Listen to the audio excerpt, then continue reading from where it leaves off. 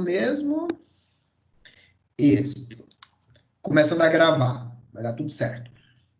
Então, então eu deixei esse primeiro artigo, né, para vocês. Chegaram a ler? Alguém chegou a ler esse artigo? O artigo 1, Evolução da Sociedade de Consumo? Não li, professor. Pedro não leu. Pedro não leu, tá certo? E beleza, acontece esse tipo de coisa. Tá? Sem problema. Eu também não consegui, infelizmente. Tá bom, beleza. Então, o segundo artigo é esse, tá? Ele é um artigo, assim, tem da revolução do consumo após a modernidade, mas o pano de fundo dele é o marketing, tá? Ele vai discutir justamente como o marketing, ele pode ser, ele se percebe, né, diante dessa questão que nós estamos vivenciando. Eu deixei para vocês aqui esse documentário, que é o que vocês vão ver, talvez agora, quando a gente termine a live, vocês possam ver. É um documentário muito legal, são só menos de 40 minutos, tá certo? Ele tem 4 histórias muito interessantes. Uma delas é hilária, né? Vocês vão gostar. E aproveitei para isso e deixei aqui questionamentos de reflexão. Eu não vou cobrar isso de vocês como retorno, tá certo? Eu vou cobrar uma resenha de todo esse material, mas eu deixei aqui 4 questionamentos para vocês, tá certo? Para vocês verem todo esse material e se questionar, né? Então, o vídeo A Verdade de Cada Um Consumo, né, do Fernando Meirelles, mostra 4 casos. Uma jovem, um casal que trabalha com terapias alternativas, um monge e um profissional de vendas. Percebam que são 4 pessoas bem diferentes. E sobre como as diferentes pessoas podem lidar com a questão do consumo, né? Escolhe o caso que você menos se identifique e apresente como a sociedade de consumo impacta no cotidiano dessas pessoas, né? A pessoa pode responder e mandar para o senhor? Não, é uma questão apenas de você refletir, tá? Justifique porque os 4 diferentes casos apresentados é a prática que vivemos de uma sociedade pós-moderna, né? O que é o simbolismo na sociedade de consumo, né? E dê um exemplo prático da forma como o simbolismo está presente na compra e no consumo de bens e serviços. Eu até reforço mais. Eu quero que vocês percebam o seguinte, né? Pronto, eu vou fazer esta pergunta, eu vou deixar isso organizada para amanhã. Essa vai ser a pergunta-chave de vocês. O que é o simbolismo na sociedade de consumo? O que é o simbolismo na sociedade de consumo? E dê um exemplo prático da forma como o simbolismo está presente na compra e nos bens de consumo a partir, né, sendo permeado pela comunicação online. Ou seja, vamos trazer isso para o ambiente online, que é o ambiente que vocês estão trabalhando, tá bom? E por último, eu perguntei aqui, né? Qual a diferença entre a sociedade sólido moderna e líquido moderna? Lembrando que tem uma discussão bem legal. O Bauman chama isso de sólido moderno e líquido moderna, e muitos teóricos chamam de modernidade e pós-modernidade. Então, esse é o material que eu estou deixando, e os slides que nós vamos trabalhar hoje sobre consumo simbólico, que é o que eu vou abrir agora para vocês, tá? Então, vamos abrir aqui esse material. Qualquer coisinha, alguém me chama para a gente fazer esse processo de discussão. Eu não vou passar até se eu tivesse sala de aula, eu ia passar o pequeno vídeo do Marcos Benedo, que é de 3 minutos. Mas se eu for reproduzir agora, tá? Ele vai ficar muito lento aqui. Então, eu vou fazer a apresentação dos slides, depois eu peço para vocês dar uma olhadinha nesse vídeo de 3 minutos, e depois a gente faz uma discussãozinha para a gente poder fechar a live de hoje, tá certo? E Daiane está no lobby. Eu acho legal essa coisa do Teams que diz que tem alguém no lobby, né? Ou seja, tem um lobby virtual aqui. Beleza, Daiane, bem-vinda, tá? Oi. Bem-vinda. Então, vamos lá. Então, vamos um pouquinho do consumo simbólico, que é esse material que eu acho bem legal, tá certo? Então, consumo simbólico, poder e distinção, tá? Então, isso é algo que é bem interessante. Eu adorei essa... Estava procurando imagens, tá? Que a gente pudesse, já que estamos trabalhando com comunicadores, e as imagens dizem muita coisa, né? Então, vou até pegar um ponto aqui, fechar essa imagem. Me lembrando de vocês, essa semana, a gente estava falando essa coisa que a imagem vale mais do que 1000 palavras, né? Então, quando você pega, por exemplo, o ex-ministro da Saúde, Mandetta, da forma como ele se apresentava sempre com o jaleco do SUS, né? Ele apresentava com o jaleco do SUS. Eu acho muito interessante, né? Porque aquela imagem vale mais do que 1000 palavras, né? Então, ou seja, o Mandetta se apresentando com o jaleco do SUS, se mostrando para o Brasil todo, ele traz para si, demonstra isso, o quão importante é aquele significado do SUS para o momento que nós estamos vivendo. Agora, é algo que é um passivo de reflexão. Se uma imagem vale mais do que 1000 palavras, muitas vezes ela não vale mais do que 1000 ações, né? Então, por exemplo, por mais que ele vista o jaleco do SUS, o SUS não precisa só do ministro vestindo jaleco, né? Precisa também de verba, ou seja, houve antes dessa pandemia cortes muito fortes no SUS, né? Então, vem aquela discussão, é uma complementação, uma imagem vale mais que 1000 palavras, mas dificilmente substituirá 1000 ações, né? Então, as ações, elas continuam sendo elemento importante, pelo menos é a minha compreensão, tá, pessoal, da realidade. Professor, diga. Só complementando a questão do colete do SUS, vendeu muito bem, ele soube usar muito bem para vender a imagem daquilo, até porque, por exemplo, quem comprou o colete do SUS esqueceu que ele era lobista de plano de saúde. Então, exato, a imagem do colete escondeu a imagem que ele tinha antes de lutar, de brigar contra isso. Né? Então, foi muito genial ele usar o colete do SUS mesmo. Não, e eu digo até uma coisa para você, tipo assim, pode ser que hoje ele, né, como profissional, tenha uma outra percepção, eu acredito né, que tenha hoje, não que ele deixe de ser lobista de plano de saúde, mas que ele possa também, sei lá, ter uma outra percepção de o quão importante, né, são um conjunto de políticas públicas, seja na educação, seja na saúde, seja na segurança alimentar, seja, enfim, uma série de coisas, né? Então, para mim, assim, e é muito interessante, né, nesse mundo pós-moderno, e vocês estão, eu acho legal, tipo, eu hoje estou trazendo um discurso, sempre tentando agora, eu senti falta, tipo assim, no encontro passado, eu digo, faltou alguma coisa, eu digo, já sei, eu não trouxe mais próximo para essa coisa da comunicação online, né? Então, na sociedade que nós vivemos pós-moderna, nós temos hoje essa comunicação que ela é fragmentada. Então, a fragmentação, que é algo que eu deixei para vocês no último material, eu coloquei essa coisa da uberização, que é uma faceta da fragmentação das realidades. Então, quando você tem uma realidade tão fragmentada, fica um pouco complicado você juntar a linguagem como forma de formar um pensamento, né? Então, muitas vezes as imagens vêm, ela fixa, não é à toa que a visão hoje, no mundo que nós vivemos, é o principal canal sensorial que nós, pessoas, recebemos a informação de fora para dentro da nossa cognição, né? Da nossa interpretação da realidade. Então, nesse mundo fragmentado, as imagens causam um impacto muito grande. E como o Pedro está dizendo, a nossa capacidade de compreensão cognitiva, às vezes, a gente consegue fazer associações, mas é muito fácil e muito rápido a gente fazer substituições de elementos. Então, ou seja, eu teria uma imagem de alguém que foi um deputado que é favorável a um lobby, né? E agora eu tenho uma imagem de alguém que foi ministro e usa o colete do SUS, né? Então, ou seja, eu estou usando esse exemplo não para criticar ou para vangloriar alguém, eu estou colocando isso como uma análise de uma situação que é justamente esse trabalho de fragmentação. E tem a ver com o assunto que nós vamos discutir, que é a ideia de simbolismo, que eu vou puxar agora para com vocês. Mais alguém aqui? Opa!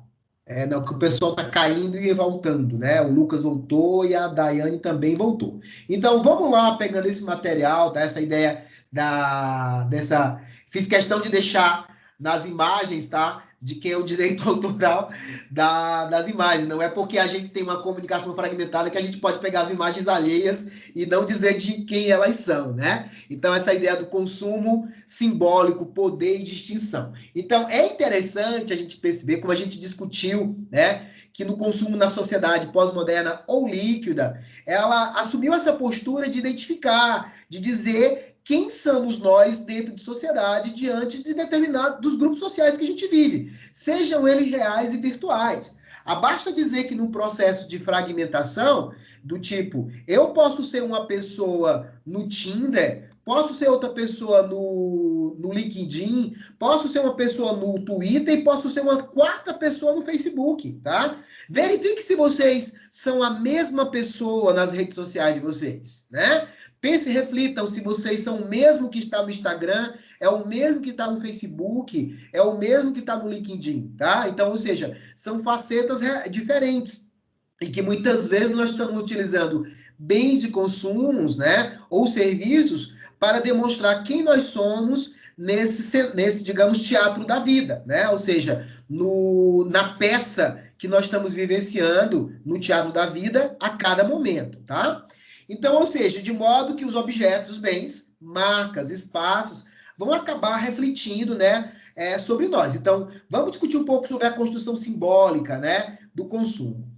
Quando a gente passa sobre simbolismo, tá certo? Eu coloquei alguns materiais aqui discutindo a questão do consumo simbólico. Então, só algumas frases aqui para vocês, né?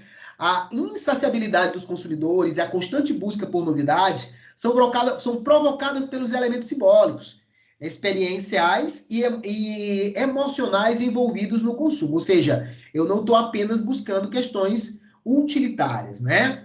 A visão dos consumidores como seres estritamente racionais e motivados pela busca da utilidade, ela acaba substituída por seu entendimento como alguém que age conforme significações. E a palavra talvez mais forte aqui, tá, pessoal, é a questão própria, né? Porque o que é interessante, quando a gente fala de significações, tá? Existe um conjunto de significações que são as significações que são minhas, mas há significações que também são do outro, né? Mas quando eu digo as nossas próprias significações, há uma discussão muito grande que é justamente esse papel da antropologia do consumo, se colocar no lugar do outro e dizer o seguinte: qual é a significação que o outro dá para alguma coisa? Tá certo? Ou seja, o quão significante é esta relação de consumo, né? Então, se eu estou falando,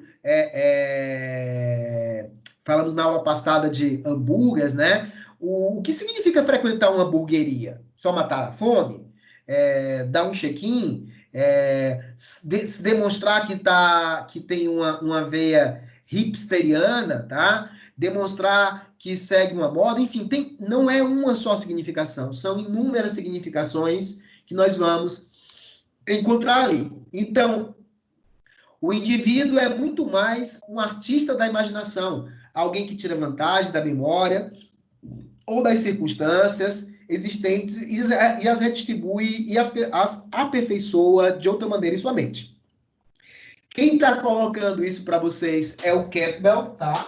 Então, deixa eu pegar um livro meu aqui do Campbell, deveria ter deixado. Okay? Então,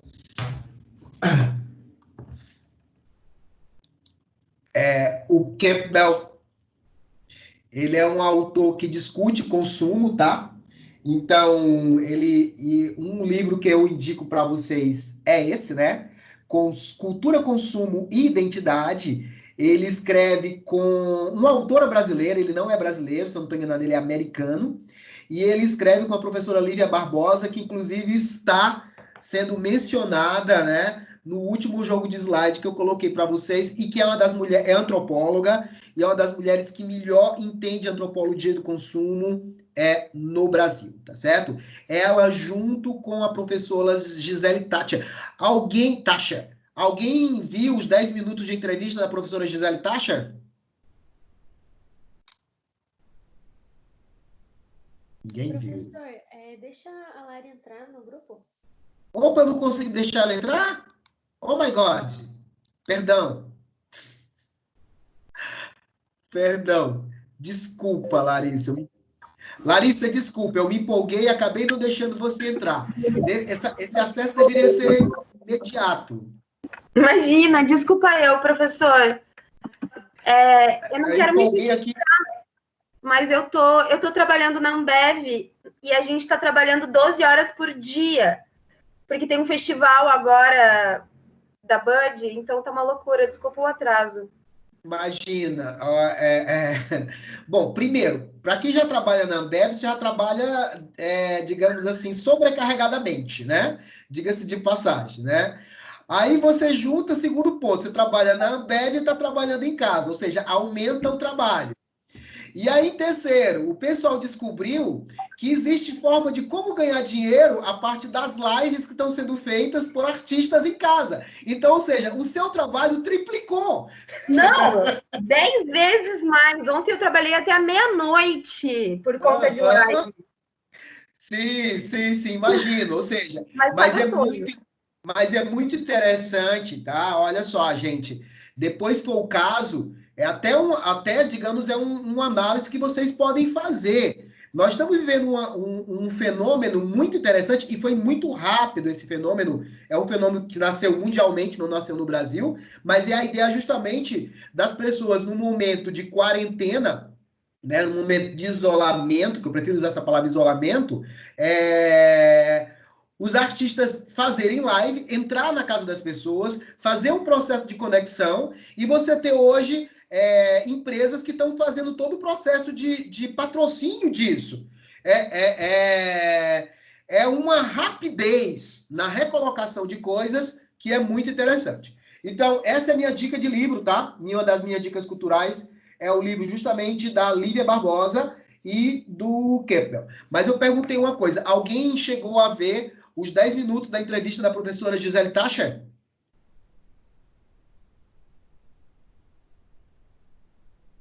Ninguém viu, né? Pois então é dever de casa quando terminar essa live. Vamos ver os 10 minutos, tá bom?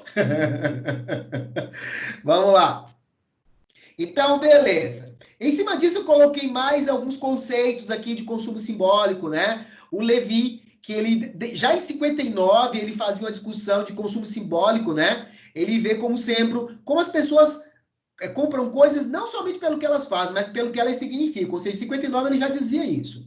O simbolismo como característico desses produtos representa muitas vezes mais do que a funcionalidade, ou seja, o consumidor identifica, associa o bem à identidade. Gente, essas duas palavras são muito legais, porque nós estamos falando de um bem que ele é útil e nós estamos colocando uma coisa chamada identidade. Quando nós paramos e pensamos, vem justamente daquela discussão que a gente teve na semana passada, quando nós discutimos Canclini, rapidamente, né? Tivemos aqui uma cápsula de Canclini sobre consumidores e cidadãos, e agora nós estamos trazendo um outro elemento, né? Não estamos falando sobre consumo e cidadania, estamos falando sobre consumo e uma discussão de identidade. Se a gente para e pensa, né? Ou seja, a minha identidade, se você pensa assim, eu não preciso consumir para construir minha identidade.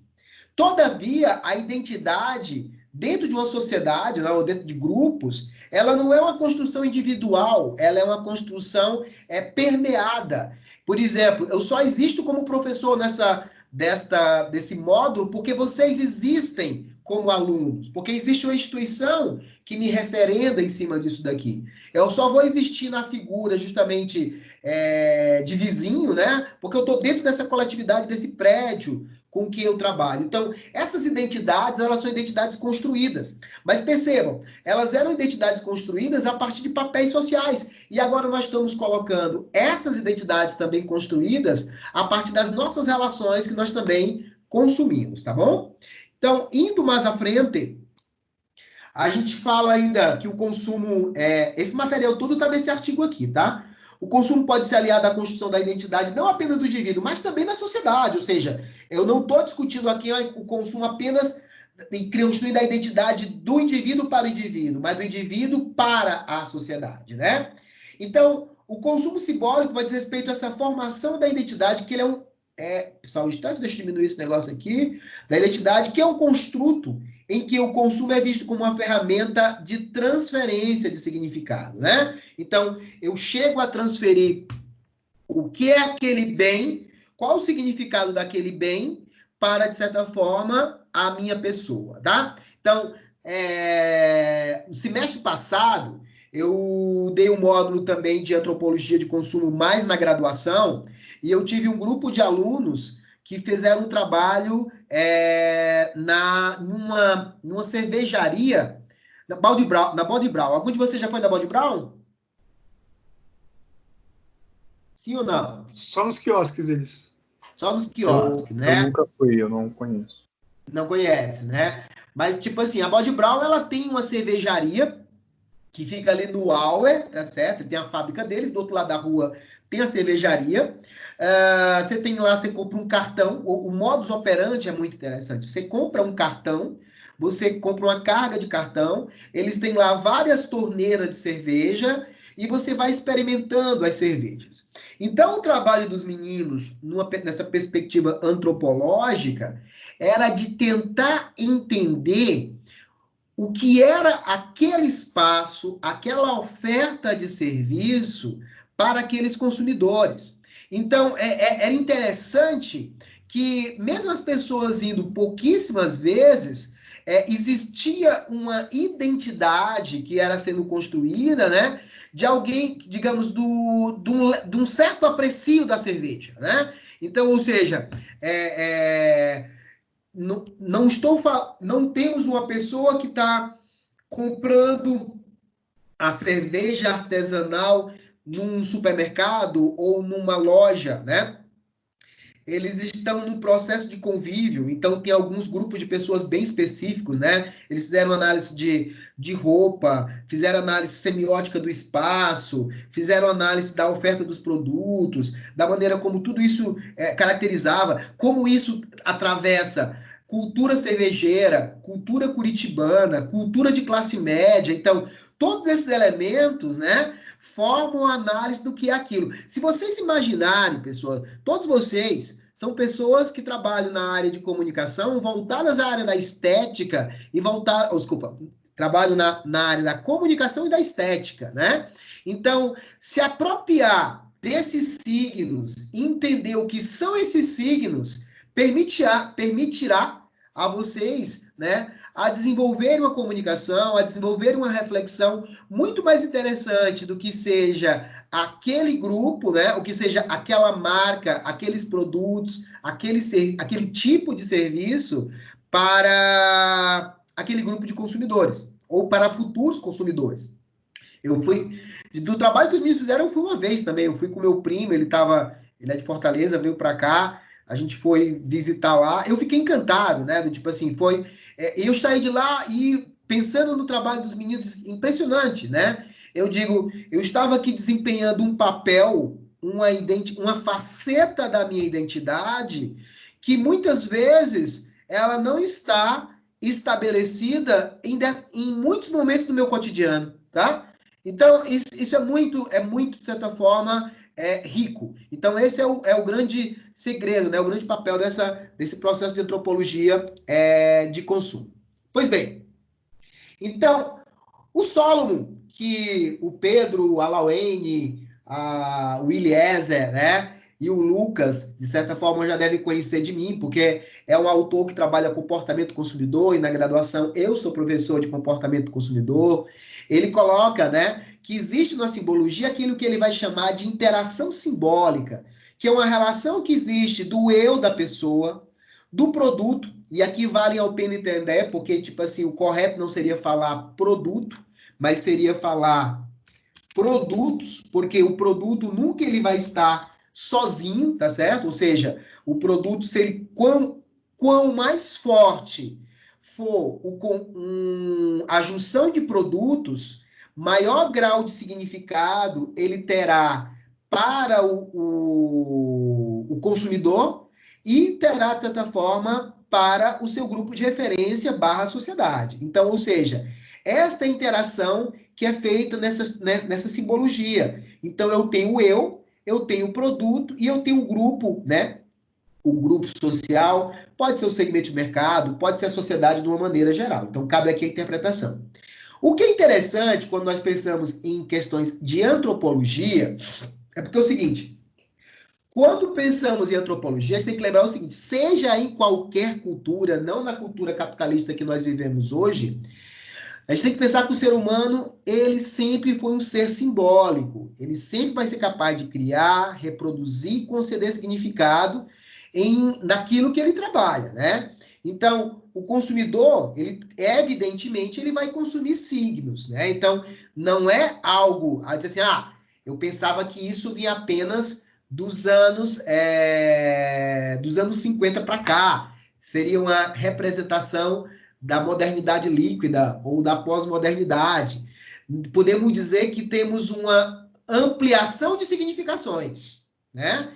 Então, por exemplo, essas significações, elas foram sendo ampliadas e reconstruídas ao passar do tempo. Então, se no passado um produto ele tinha uma utilidade e uma significação, ao dia de hoje ele mantém a utilidade porque, tipo assim, não existe significado, não existe função simbólica sem função utilitária, tá? Então, sempre que eu digo, um celular ele pode ser o mais plus, mega, power, top. Se ele não fizer a ligação, ele deixa de perder, ele perde totalmente a sua função. Então, é o cordão umbilical que liga nitidamente a utilidade ao simbolismo, né? Mas além dessa utilidade, se no passado eu tinha um simbolismo para um grupo de pessoas, eu agora tenho uma pluralidade de simbolismo para uma pluralidade de pessoas. Vamos trazer algo que vocês conhecem, né? Já que estamos falando de ambiente online. A internet e a relação que nós tínhamos, né, na internet, quando ela inicia, ela só era algo que vai para esse outro algo. Então, ele vai. Que é a base, por exemplo, do e-commerce, né? Ele vai e vai para cá. Hoje nós temos a lógica da pluralidade. Nós temos uma pluralidade de coisas que vêm e uma pluralidade de coisas que vai. Então, ou seja, isso faz com que vocês, profissionais de comunicação, construindo uma marca, fazendo um trabalho de brand, vocês têm um trabalho que é incansável. Por isso que a Larissa está se matando aí, tá? Tem um trabalho que é incansável. Por quê? Porque eu estou construindo algo e ao mesmo tempo que eu estou passando isso para outras pessoas não estão só consumindo, elas estão ressignificando e elas estão lançando esse ressignificado para dentro da minha empresa. Então, fazendo com que muitas vezes, né, esse trabalho de brand ele seja uma partida de ping-pong ou de tênis. Ele vai e volte constantemente nessa relação entre quem produz, né, o brand, e quem consome e retroalimenta esse trabalho de brand. Mas vamos lá. Então, pessoal, falando disso, já que a antropologia trabalha signos, né, então é algo interessante a gente pensar que, em termos de antropologia de consumo, né, os insights mais profundos e reais do consumidor são interpretações de suas experiências e eles se baseiam na bagagem cultural aprendida. Pronto. Seja, se eu tenho que entender o que a pessoa consome, eu não posso deixar de entender quem é o contexto cultural e social do indivíduo ou do grupo que está consumindo, tá certo? Isso daí é um elemento em si básico, tá? Então, em termos de antropologia de consumo, a importância de conhecer a percepção de quem tem os produtos e marcas, além de mergulhar nos cenários onde a compra é feita. Ponto, reações, interações, transformações, reproduções culturais do que ocorre. Então, não é só o significado, né? Ou seja, eu não consigo entender, eu consigo até entender uma Harley Davidson para um motoqueiro, mas quando eu consigo entender o grupo, quando eu consigo entender os demais artefatos, quando eu consigo entender a ligação dele com a comunicação de marca e com os outros aspectos, seja, por exemplo, o ponto de venda fixo, real ou virtual, eu tenho aqui uma amplitude dessa relação. Só quero destacar que esta ideia de simbolismo, olha o que é interessante a gente considerar. Por que de onde vem essa nossa pluralidade do simbolismo? Primeiro vamos discutir o seguinte, tá? Quando a gente pega, por exemplo, um sistema, digamos, pré-industrial, tá certo? Nós tínhamos a seguinte lógica. A divisão de classe que a gente tinha, tá? Não dava mobilidade, tá certo? Ou seja, a gente não tinha mobilidade. Então, num sistema até, de certa forma, até o século XVIII, XIX, se a gente for parar para pensar, isso vai depender muito de cada uma das sociedades, mas nós tínhamos uma perspectiva imutável, ou seja, não havia mobilidade. Então, qualquer representação de consumo, ela só vai ter significado dentro da própria classe, né? Então, as representações do bens não possibilitavam que as pessoas fizessem uma alteração de classe, ou seja, os bens eles não eram só escassos, mas o único significado dele é dizer em que esfera social você se encontra. Então, o processo de construção da modernidade, olha a modernidade de novo, né?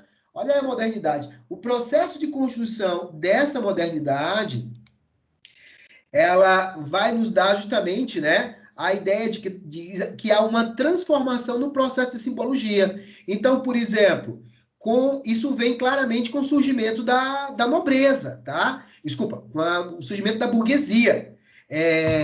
A burguesia quebra esta lógica de um sistema de classe que não é imutável. Ela é uma classe que surge aqui dentro, ela nasce aqui dentro, né? E ela vai sendo criada, e ela diz, olha, cada um pode ascender socialmente, tá? Isso é uma premissa da burguesia e uma premissa do sistema cultural capitalista, né? Então, olha o que é interessante que acontece. Numa forma de mostrar esse simbolismo além da classe, nós vamos encontrar as famílias burguesas, né? Que elas vão imitar a moda da nobreza, né? Então, essa é a primeira...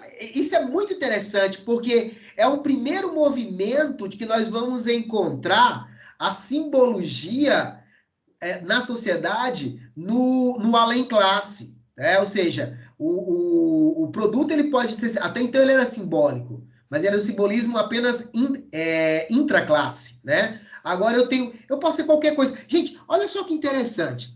Tem uma coisa, eu ouvi uma vez conversando com um amigo meu que é carioca, ele disse o seguinte, ó, tem uma coisa no Rio de Janeiro que é bem interessante. Você pode comprar uma única bermuda de Oakley, por exemplo, né? Vamos colocar uma bermuda Oakley. E um chinelo, pode ser Havaianas também, não tem problema. Um chinelo novo Havaiana, uma bermuda Oakley e uma camiseta regata, tá? E você vai para a zona, você vai para Ipanema, tá? Gente, aqueles símbolos, ele não vai conseguir dizer para o outro de que classe social você é, né? Ele não tem essa capacidade, tá? Mesmo que a Oakley seja uma marca muito bem posicionada, né? Ou seja, para o indivíduo que está consumindo aquela marca, dentro da praia, ele acaba aquela marca não vai ter força suficiente para dizer muitas vezes qual é a origem do possuidor. O que poderá entregar é o hábitos, que é justamente aí que vai entrar daqui a pouquinho uma discussão de Bourdieu, tá certo? Ou seja, a marca ela pode estar associada com outros elementos que poderão dizer quem é alguém dentro da sociedade. Por isso que é interessante, nesse mundo pós-moderno, um único símbolo. Por isso é interessante a associação de marcas com outras marcas, ou entender como o meu consumidor usa a minha marca, em que contexto, tá certo? Porque a partir da forma que esse consumidor está usando aquela marca dentro do contexto, ele pode estar criando uma nova ressignificação daquela marca. Principalmente se ele reproduz aquela marca, né? Digamos, ele reproduz isso nas redes sociais dele, né? Ou seja, ele está usando uma determinada marca, ele está ressignificando isso para determinados grupos sociais. Faz sentido isso para vocês, gente? Alguém quer dar alguma contribuição sobre isso que eu estou falando? Que às vezes eu estou falando sozinho. Não, professor, estou escutando o que você está falando.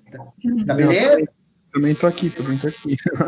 Então tá bom. Não, eu sei que vocês estão escutando, beleza. mas é porque alguém podia dar alguma contribuição e eu acho que eu tenho. Temos uma palavra do ouvinte, temos alguém aqui no chat. Vamos aqui.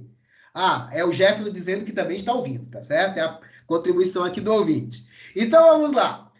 Vamos aqui à frente, tá? Então, esta é a ideia, que, ou seja, esse simbolismo, né, que vem do pós-classe. Então, no início do século XX, nós tivemos essas duas figuras, esses dois caras, né? Um economista chamado Webber e o outro é um sociólogo chamado Simon, tá? Deixa eu ver se eu encontro o meu livro do Webber aqui. Cadê meu livro do...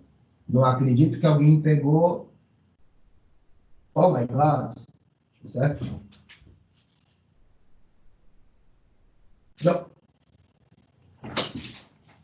Eu emprestei meu livro do Webber. O Webber, ele vai ter um ponto bem interessante. Ele vai chamar, ainda no começo do século XX, ele vai chamar uma coisa chamada consumo conspícuo. O que é o consumo conspícuo? É o consumo ostentatório. Ele vai ter uma obra que é justamente a teoria da classe ociosa. Então, ele diz o seguinte, ó, vai ter um grupo de pessoas, tá? Que elas vão consumir e o consumo já tem uma relação prazerosa. E o papel desse consumo, tá? É justamente dizer o que o indivíduo, o que ele quer repassar, o que ele quer significar na sociedade. Acho engraçado que a gente fala de raio gourmetizador agora no início do século XXI e o Webber já colocava isso no início do século XX. Faz lembrar da aula que eu dei para vocês no sábado passado, que eu dei como uma dica cultural a série do Netflix, tá certo? Mr. Seinfeld, tá certo? Quem não assistiu, assista, que é muito legal, né? Que mostra essa transformação das relações de consumo. Pois bem, então o Weber vai colocar isso, ele vai fazer uma crítica à ostentação, né? E ele vai dizer que existe uma compra de artigos luxuosos, né? Ou, digamos, e de gastos ostensivos. E aí vem outro cara, no caso Simon, e o Simon ele vai dizer algo bem interessante, ele vai criar uma coisa chamada a teoria do trickle-down. Eu acho que eu tenho alguém aí que é arquiteto nesse grupo e o pessoal do design também. Vocês já chegaram a ver alguma coisa sobre teoria trickle-down, o pessoal que é do design, o pessoal que é da arquitetura? Eu sou do design, mas não conheço. O movimento, o conceito trickle-down, né? Mas então vamos lá, o que o Simon está colocando dessa coisa do efeito trickle-down, que é bem interessante, né? Ele vai chamar do efeito trickle. Trickle quer dizer gotejar, pingar. Então é o gotejamento de cima para baixo. Ele vai querer dizer que o conceito de moda, né? O conceito de adoção de novas modas, principalmente nas relações de consumo, ele vai descer na pirâmide social, tá certo?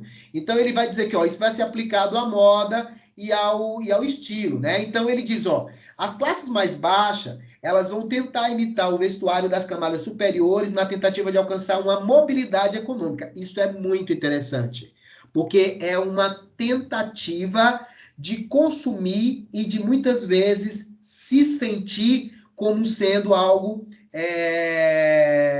superior, ou pelo menos aquilo que o Bauman disse para vocês, que está na gravação que eu deixei para vocês,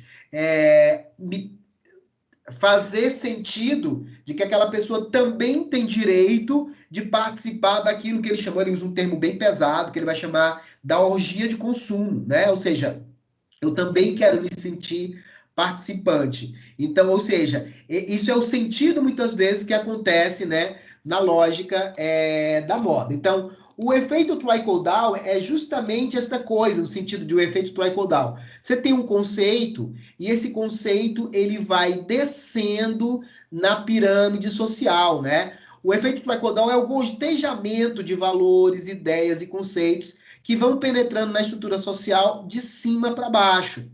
Visto as classes superiores, porque as classes superiores acabam tendo mais poder do que as classes, de certa forma, inferiores, tá? Então, o conceito trickle-down, ele é muito visto na moda, tá? Então, a moda, ela tem bastante desse elemento, desse que a gente chama do conceito trickle-down. O Simon trouxe o conceito do trickle-down e, com o passar do tempo, as pessoas da moda foram acrescentando um outro conceito, que é o que eles chamam do efeito bubble-up. O efeito bubble-up é justamente quando aquilo que vai subindo, tá? Ou seja, algo nasce na base da pirâmide e ele vai subindo de cima para baixo. Pelo que eu estudo de efeito trickle-down e efeito bubble-up, tá? Sempre me diz o seguinte, o efeito bubble-up, ele só sobe a partir do momento que eu tenho difusores de inovação. Eu tenho, de certa forma, gatilhos que permitam, de certa forma, difundir algo de cima para baixo. Vamos trazer isso para o ambiente da comunicação, tá? Então, vocês, como comunicadores online, a pergunta que eu faço para vocês: por que uma coisa viraliza e outra não viraliza? O que faz algo viralizar dentro do virtual, né, uma comunicação virtual, e o que faz algo não viralizar? Partindo dessa lógica do trickle-down e do bubble-up. Quem que pode dar uma contribuição aí? A simbologia comum entre as pessoas. Como assim, Maria Eduarda? Fala um pouquinho mais. Por exemplo, que nem em vídeos, assim, coisas engraçadas. Tipo, o que viraliza são coisas que a maioria das pessoas entendem e também tem o mesmo senso de humor. Eu acho certo. Beleza, mais alguém? Eu acho que vai da assimilação também, da pessoa se identificar com o tema e querer compartilhar. Sim. Eu acho que... eu acho que até usufruindo aí da fala tanto da Bruna como da Maria, a questão do que às vezes uma certa simbologia tem uma representação para um grupo específico, né? Uhum. Então, eu vejo muito a viralização a partir disso, assim, às vezes um grupo tem uma forte representação daquela série de simbologias e acaba repassando não só o conteúdo, mas as próprias ideologias, assim, o próprio significado que tem para esse grupo, né, para esse nicho, digamos assim. Uhum. Isso é bem interessante, que nós estamos falando muito, ou seja, quando uma coisa viraliza, e vocês estão colocando aí fortemente, todos os três, a Maria, a Bruna e o Gabriel, colocando fortemente esse sentimento de grupo, né? Então, ou seja, quando a Maria colocou muito bem a questão da linguagem ser de fácil acesso e de ser comum àquele grupo de pessoas que se torna bastante viral. Eu só quero completar, na perspectiva do trickle-down e do bubble-up, acontece muito o seguinte, por exemplo, quando você tem algo que causa uma certa viralização, tem algo que é bem interessante. É mais fácil acontecer isso do trickle-down do que do bubble-up. Por quê? Do bubble-up pela questão natural, existe até uma questão até gravitacional, ou seja, ele vai descendo dentro de uma lógica de que quem tem mais poder reverbera com mais facilidade a comunicação, isso faz com que isso vá descendo com uma certa perspectiva. No bubble-up, às vezes, quem não tem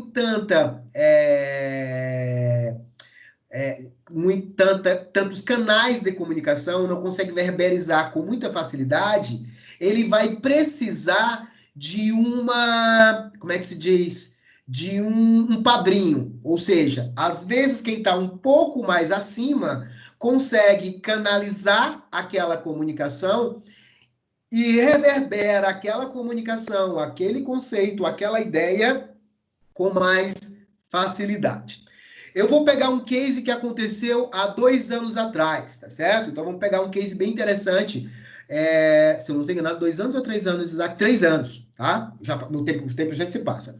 3 anos atrás, a Anitta lançou uma música que era para estourar no carnaval, que era um clipe que era justamente Vai Malandra, tá? Então, ou seja, o Vai Malandra era para ser de certa forma, a música chiclete, né? Ou seja, e veja bem, tem todo um processo de produção, tem simplesmente um líder de opinião, a Anitta, tá certo? Então, isso já vinha numa determinada camada, num processo de viralização. E a gente sabe que aquilo ia ser bastante rápido. O que aconteceu naquele momento, né? Aconteceu um fato muito engraçado. Na periferia do Recife, nasceu um processo que mudou toda a lógica do Vai Malandra. Alguém sabe dizer o que aconteceu naquela época?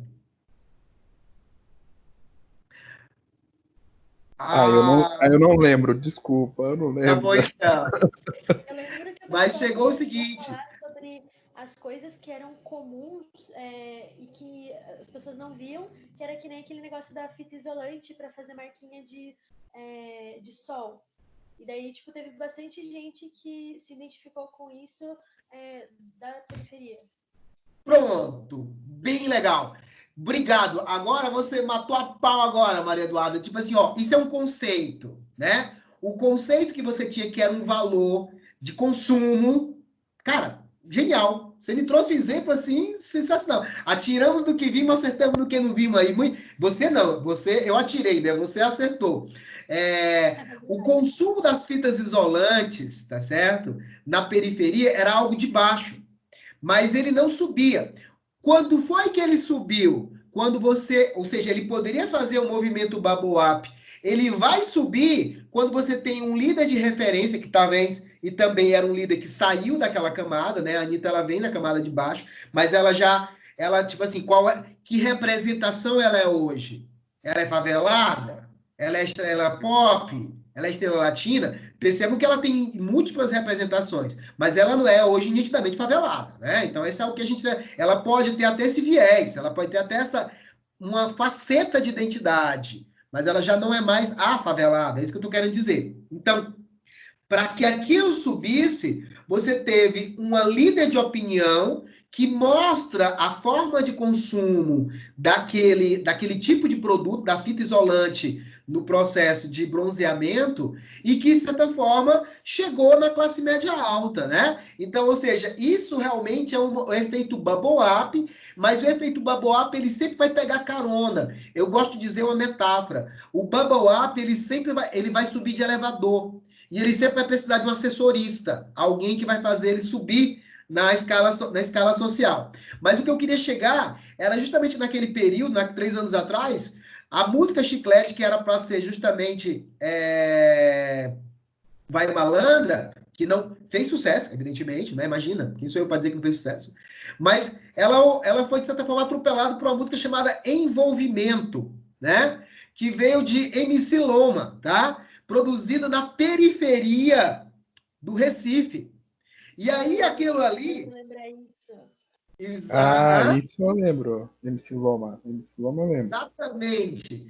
Então, é muito interessante, porque aquilo nasceu na periferia do Recife, tá? Então, tinha uma questão geográfica, porque era época de carnaval, aquilo ali, de certa forma, foi caindo dentro dos grupos sociais, ou seja, é um efeito bubble up, mas ele subiu quando ele pega a carona no Godzilla, né? A MC Loma faz um vídeo dela e depois ela faz um vídeo na produtora Godzilla, que hoje é a maior produtora de vídeos, né? Digamos, da área de música do new pop, né? Digamos, que a gente tem hoje no Brasil. Sertanejo, funk ostentação,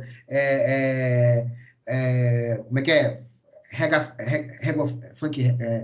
Brega funk, enfim, anyway, né? Inclusive é um dos destaques do YouTube, né? O Godzilla. Totalmente, é um dos canais que mais tem seguidores. Então, ou seja, ele foi justamente o assessorista, né? Para fazer com que a MC Loma e a música dela pudesse ser propagada com mais facilidade. Então, tem alguém aqui chamando palavra do convidado. O maior canal do Brasil é o Godzilla, exatamente, né? Com o Eliezer, tá? Está colocando aí. Tem alguém que está colocando alguma coisa. O que está trazendo? Quem sabe? O que foi?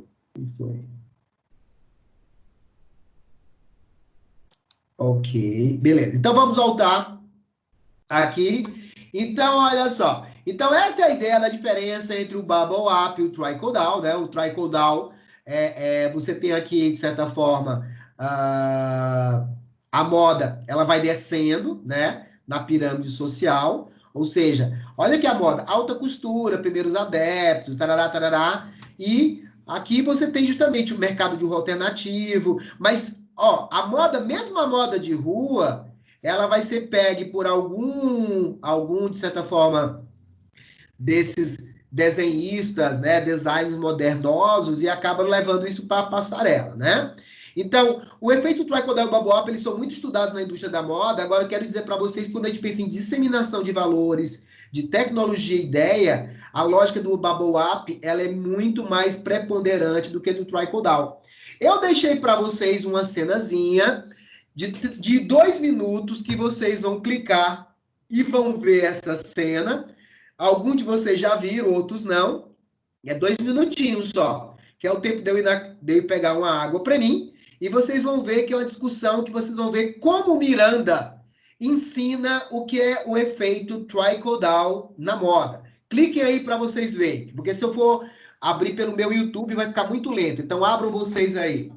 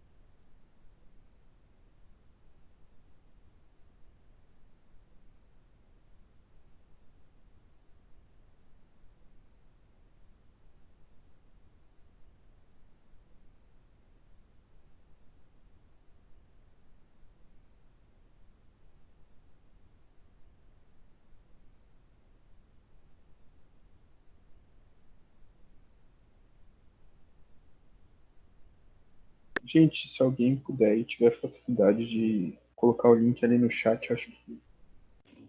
Eu tô pegando aqui já. Eu tô baixando aqui o. Acabei de baixar E aqui o aí, slide. assistir? Conseguiram assistir?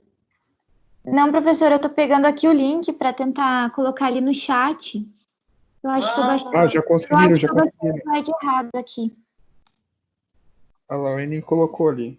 Ah, tá.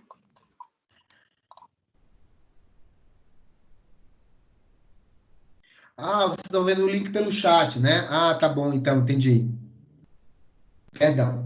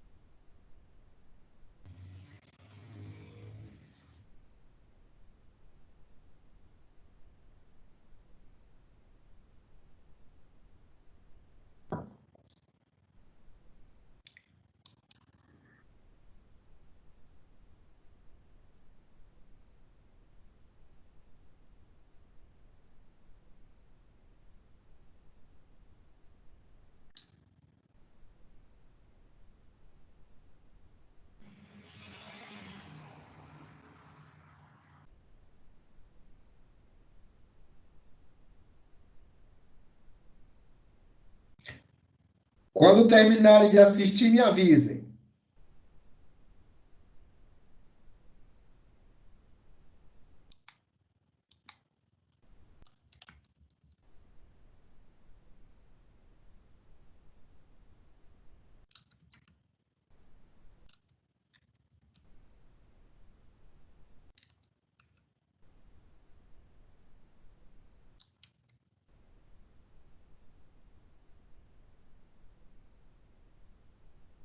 Já terminei aqui também. Aham. Beleza. E aí, então, né? Se vocês já assistiram o filme, tá? Vocês já tinham visto sobre o efeito tricaudal, tá? E é muito legal como a Miranda apresenta isso, né? Ou seja, a pessoa compra algo e ela acredita que ela está totalmente isenta da indústria da moda, né? Todos nós acreditamos que nós estamos isentos, que nós não fizemos, que as nossas escolhas, elas passam alheias, né? Não, elas estão estabelecidas, elas estão, de certa forma, já conectadas, tá? Então, eu acho muito legal essa partezinha. Eu adoro essa parte do Diabo Veste Prada. Pois bem, então, beleza. Como a gente pode falar, então, dessa coisa falamos da simbologia? Uma pessoa que estuda bastante essa ideia da simbologia é Pierre Bourdieu, já falecido, né? Sociólogo francês, onde ele vai ver o consumo como uma distinção social. Ele tem alguns livros sobre isso. O problema é que Bourdieu nunca é muito fácil de ler, né? Então, ele analisa os mecanismos da reprodução social que retrata a maneira pela qual as sociedades mantêm, no tempo, estrutura de ordem entre os grupos e relação de poder. Então, ele vai chegar... Professor, mas o que é a lógica dele? A lógica dele é dizer que o produto não só tem uma simbologia, mas também tem uma distinção social. Em antropologia, tá? As palavras têm um peso, certo? Então, quando a gente fala construção de identidade, é um elemento. Quando eu estou colocando distinção social, isso é mais forte ainda. Eu estou dizendo não só quem eu sou, mas também quem eu não sou, ou com quem eu não quero me identificar, ou de que parte da estrutura social, se é mais acima ou mais abaixo, eu me encontro dentro dessa realidade. Então, esse viés que eu estou apresentando para você agora, esse viés, ele tem um viés bastante hierárquico, tá certo? No final, eu vou tentar horizontá-lo um pouco, horizontalizá-lo um pouco, mas ele tem uma perspectiva hierárquica, porque é a maneira como o Bourdieu faz essa discussão. Mas eu acho que torna-se um pouco vazio a gente falar sobre antropologia de consumo, falar de todos esses aspectos que a gente discutiu desde a semana passada e não mencionar um pouco sobre a questão do poder simbólico, né? Nem da simbologia, é do poder simbólico, que é o trabalho que o Bourdieu desenvolve e traz, né? Então, ele diz que, primeiro, sociedade é dividida em classes, né? E que existe uma disputa entre as classes por elementos que a distinguem, né? E que o consumo no mundo atual, ele ultrapassa classes e é uma forma de luta pela representação simbólica dessas formas de consumo.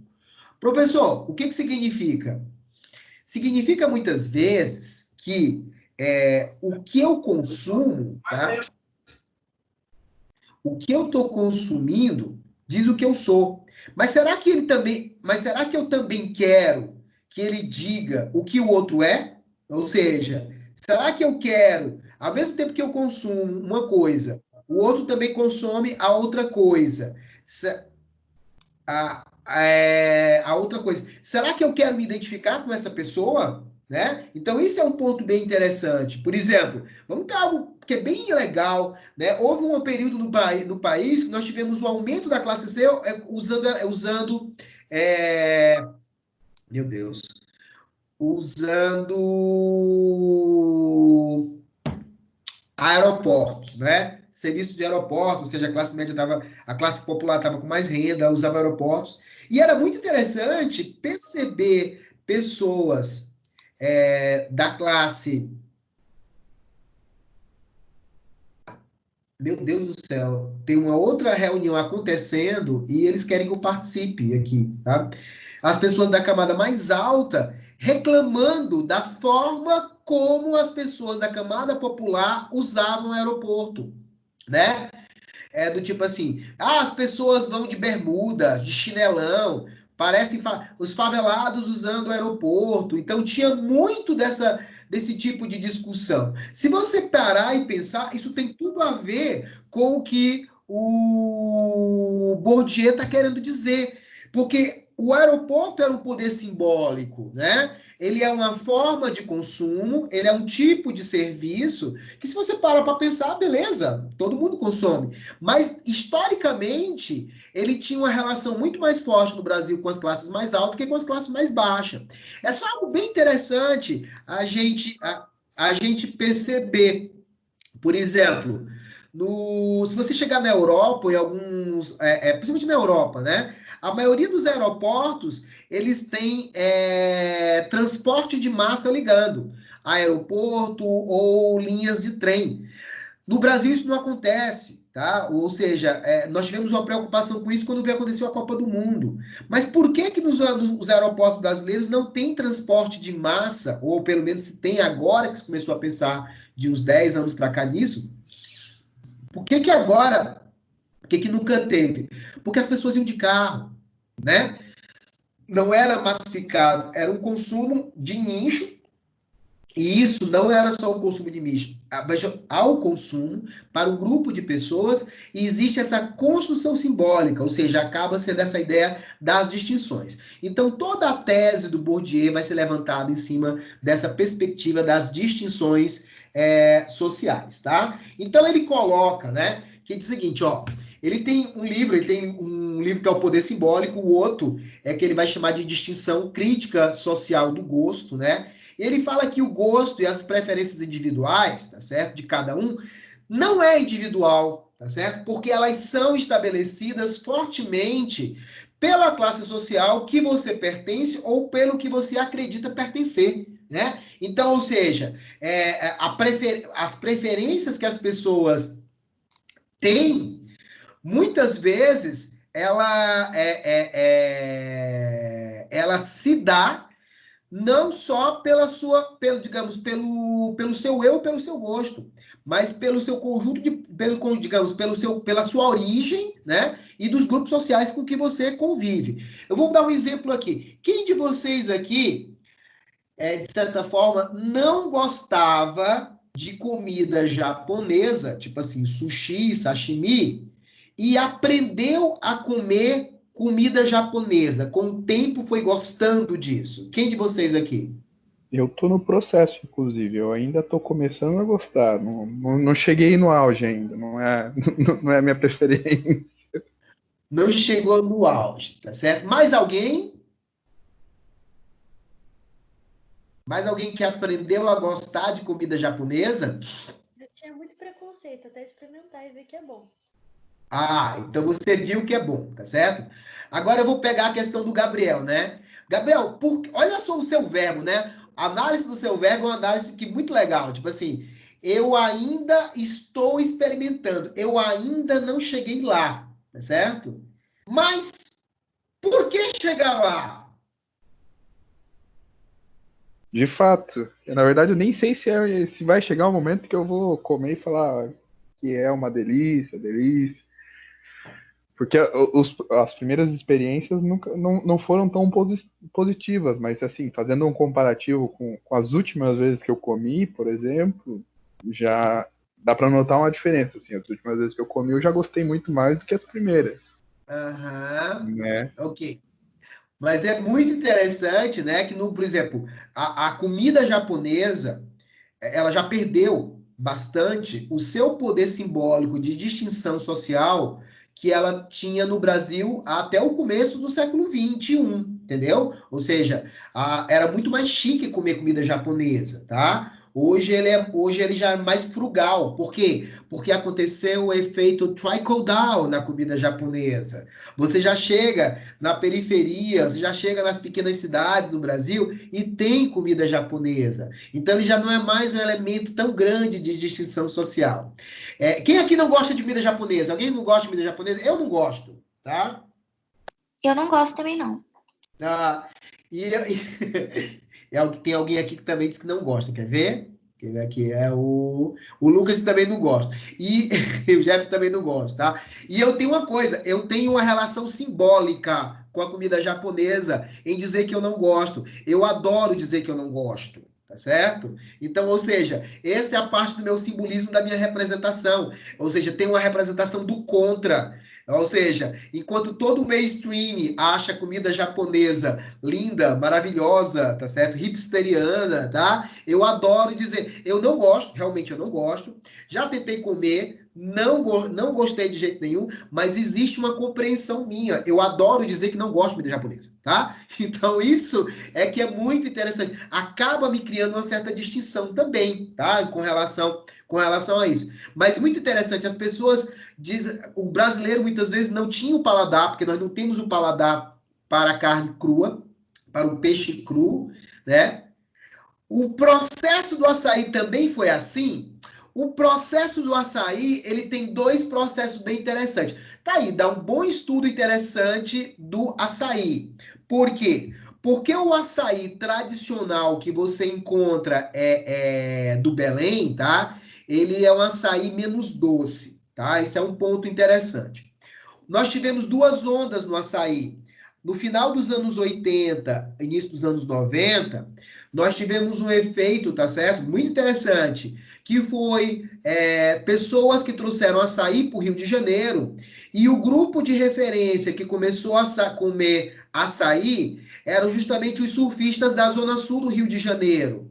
Então, associado com novelas da Globo, então passou muito aquela ideia de juventude, corpos dourado, carioca do Rio de Janeiro, como é que é? Menino do Rio, né? Aquela coisa, menino do Rio, garota dourada, comendo açaí. Então, se fez um significado muito, muito interessante do açaí, só que aquele açaí é doce, tá? Aquele açaí é nitidamente carregado de açúcar. E antropologicamente, nós brasileiros adoramos tudo que tem açúcar, tá? Então, ou seja, a gente come açúcar com muita facilidade. Então, colocou açúcar na farinha, nós estamos adorando, né? Então, tem um pouco disso também, tá? Então, eu não fiz nenhum estudo sobre o açaí, mas esse é o primeiro momento.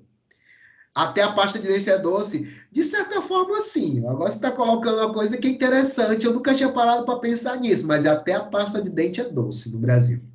Não gostar de doce, e daí, tipo, todas as pastas de dente são doces e a gente gosta de açúcar. É isso. Mas antropologicamente, tá, Maria Eduarda? A gente tem uma relação muito forte com o açúcar. E nós temos a segunda onda do açaí, tá? Então, a segunda onda do açaí, ela já seguiu um pouquinho o efeito bubble up, pelo menos no Nordeste.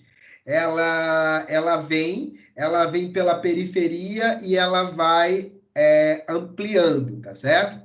Então, ela vai se difundindo, não de cima para baixo, mas ela vai difundindo até mesmo de baixo para cima. Então, eu não sei dizer se o açaí passa por isso, né? Essa coisa da distinção. Ele não passa pela distinção, tá? Então, o Lucas me perguntando, o açaí ele não passa por esse processo hoje, ainda de distinção, pelo contrário.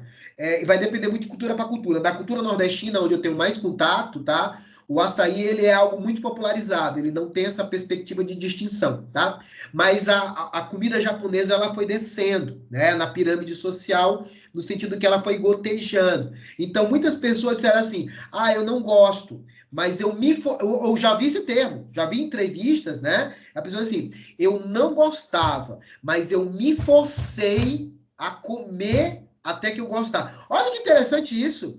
A pessoa não gostava de algo que para ela tinha um gosto ruim, e ela se forçou porque ela sabia que, de certa forma, aquilo tinha um peso social para ela. Porque, olha só, a significação, eu não quero que vocês pensem identidade, significação, distinção, como sendo elementos apenas estéticos ou elementos, de certa forma, depreciativos. Não. A significação é o que me liga, tá certo? Aos demais grupos sociais. Não é apenas uma perspectiva depreciativa, nada disso.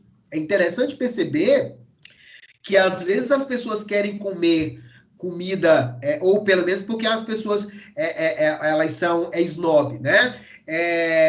Porque a pessoa, ele tem um poder de distinção, mas também tem um poder de agrupamento social. Eu tenho uma colega minha que ela diz assim, ó, eu não gosto muito de comida japonesa, mas eu não vou prejudicar a minha vida social, porque os amigos dela adoram comida japonesa, e ela vai e sai com eles, né? Ah, Mas o Gabriel um caso. coisa. Ah, então, dando exemplo, é mais ou menos o meu caso, essa amiga.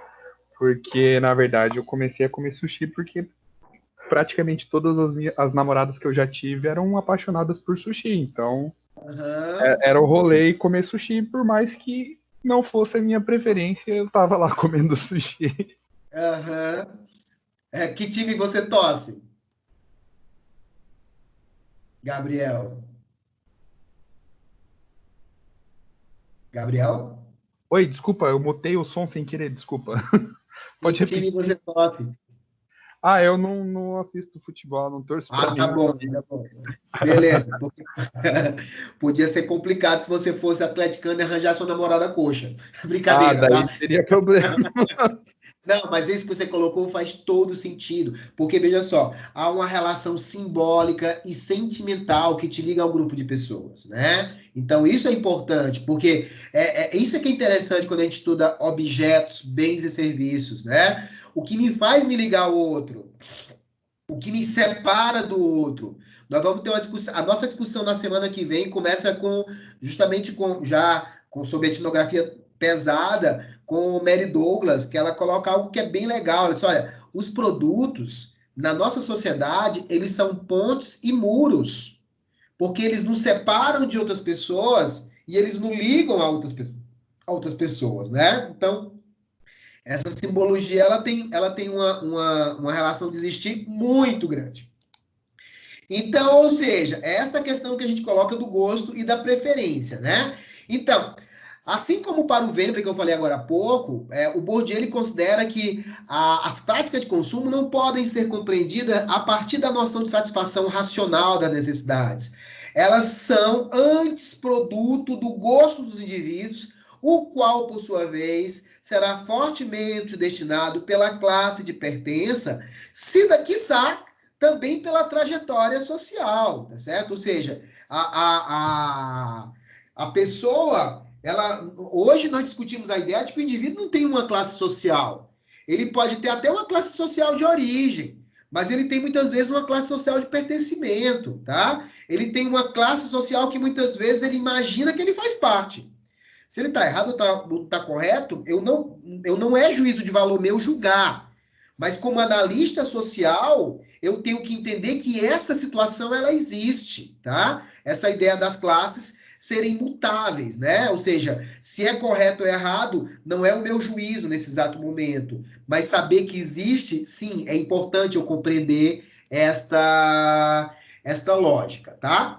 Então, para isso, né? O Bourdieu ele vai dizer algo que é bem interessante, que é um poder cultural de classe, né? Ou seja, existe uma coisa que ele chama de capital cultural. Ou seja, além do capital econômico, além do capital social, existe uma coisa chamada capital cultural, aonde as relações de consumo elas se estabelecem. Então, o capital cultural é justamente essas representações simbólicas da cultura, né, que nós vamos encontrar ao passar do tempo, né? Então, ou seja,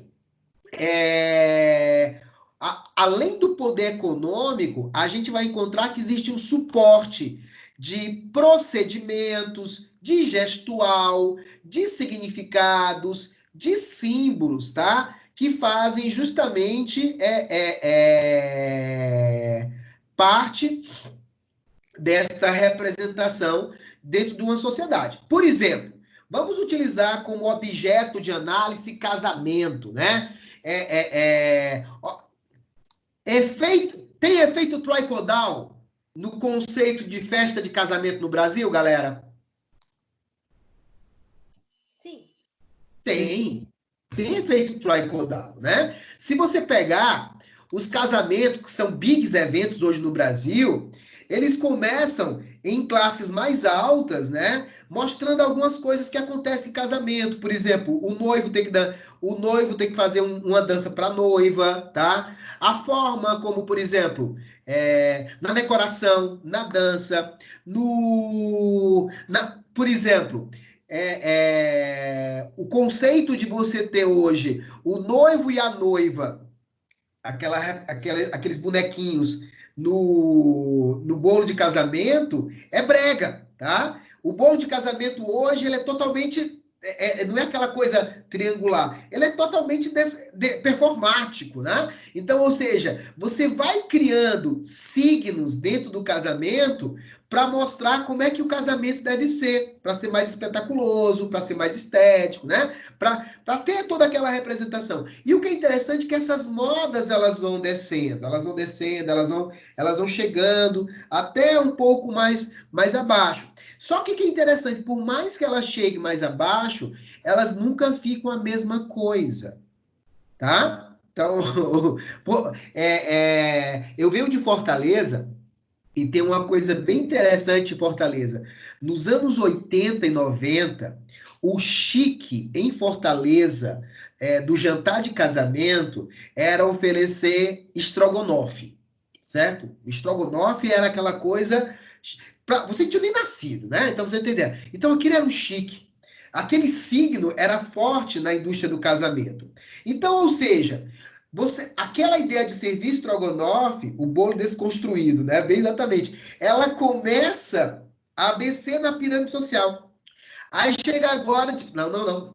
Não tem mais essa coisa de estrogonofe. Agora tem que ter bobô de camarão. Não. Agora tem que ter a comidinha naquelas cumbuquinhas. Não. Agora tem que ter o bolo, por exemplo, o bolo de casamento, ele vem em potinhos, tá? Então, todos esses elementos, eles vão sendo consumidos lá embaixo.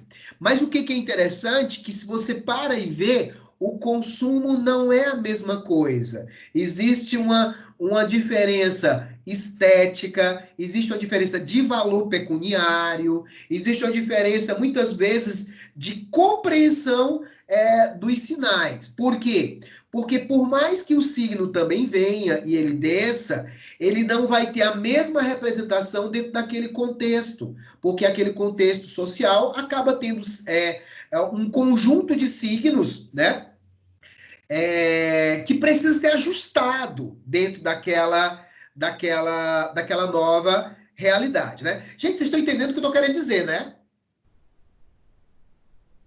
Uhum. Acho que Coisas Sim, professor. Entendi. imitando, Sim. mas não representa as mesmas coisas para os mesmos dois grupos. Exatamente. Não representa, porque muitas vezes ele vai ter que fazer uma releitura, porque os valores que eu tenho no outro grupo, às vezes, ele não é a mesma lógica. E se muitas vezes representa, o objeto em si, ele muitas vezes não, tipo assim, vou dar uma expressão bem legal, ele acaba não ornando direito, tá? Por quê? Eu preciso, digamos, de um... Pronto, eu vou pegar essa foto aqui. Essa foto eu tirei da internet, beleza, tá? Então, olha só. Se você pegar esta foto aqui, tá? Você diz, é um casamento de bom gosto, tá? Beleza. Mas ele acaba... Se você perceber, se vocês abrirem aí, o que está dizendo aqui que esse casamento não é de uma classe não é de uma das classes mais altas, é de classes mais populares. Esse casamento não, né? Essa decoração, porque isso aqui é de 15 anos.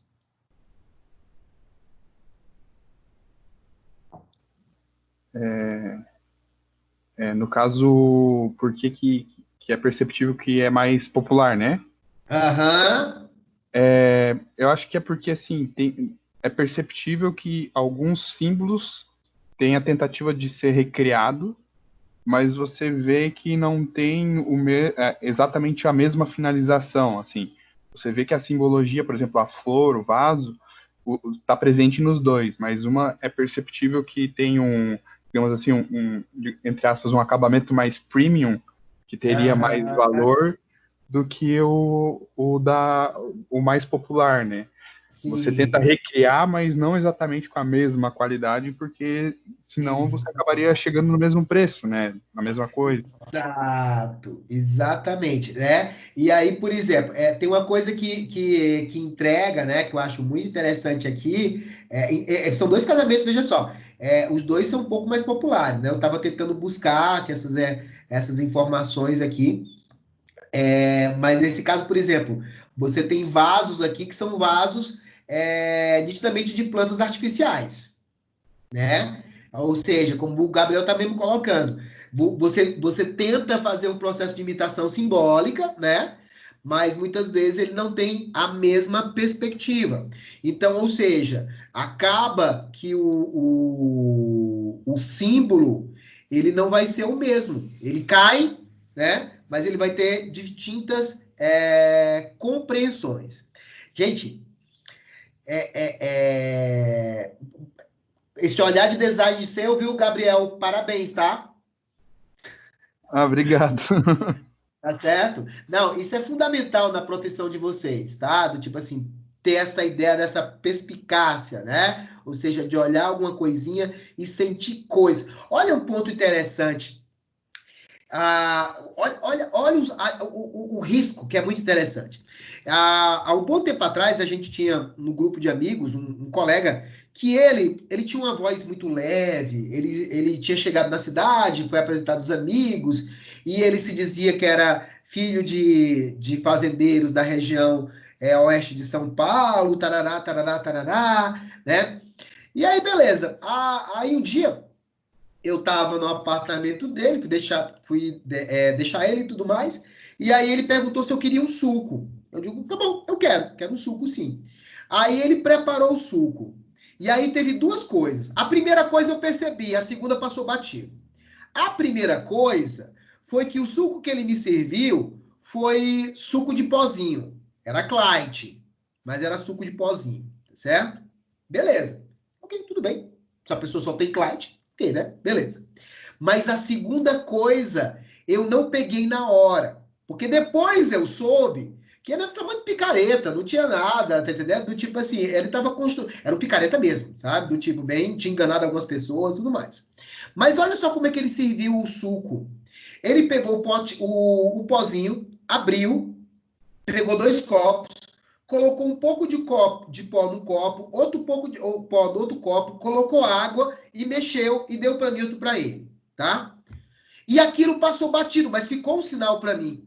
Quando foi depois que eu soube, cadê fulano? Não, fulano, você não sabe, fulano era um 71, roubou fulano, enfim, anyway, né?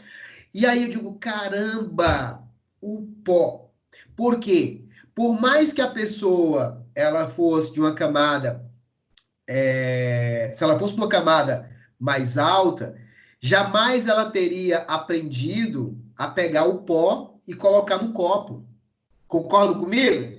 Ela tinha colocado dentro de uma jarra, tá certo? Colocado e depois servido no copo. Isso é que o Bourdieu vai chamar de hábitos, né? Ele vai chamar justamente esse conjunto de códigos, né? Que muitas vezes a gente não consegue fugir ou negar. Por isso que na antropologia de consumo é interessante não saber só o que a pessoa consome e nem saber por que a pessoa consome ou que atributo ela consome, mas é perceber como e que valores ela está consumindo, né? Ou seja, é ver justamente as sutilezas das relações, como é que o caso do Gabriel apresentou agora, ou seja, no olhar clínico ele diz, olha, os elementos aparentam ser elementos de um casamento mais refinado, mas a gente consegue, os elementos de um casamento refinado estão ali, mas não estão na mesma simbologia, não estão na mesma intensidade ou na mesma representação, né? Então, esses são pontos interessantes a gente considerar. Mas vamos lá. Então, esse é o que ele vai chamar, então, moral da história. Esse status, né, esse capital cultural que a gente está falando, ele vai ser o elemento de uma luta simbólica. Então, eu tenho uma classe social. Essa classe social, muitas vezes, não digo classe, né? Eu tenho classes, né? Porque até mesmo dentro da classe social eu tenho vários estilos de vida. E cada estilo de vida vai tentar construir um poder simbólico, algo que muitas vezes representa e vai dar uma representatividade para os indivíduos, né? Então, só finalizando esse ponto, o Giddens também, que é um leitor, que é um autor que discute sobre essa questão da distinção, ele diz, o status na sociedade complexa passou a determinado por forma mais predominante através do estilo de vida das pessoas. A moradia, a roupa, a alimentação, a maneira de falar, a profissão, posiciona os indivíduos uns em relação aos outros, conferindo uma unidade de estilo de vida e uma identidade compartilhada. E ainda digo mais para vocês, compartilhada e fragmentada.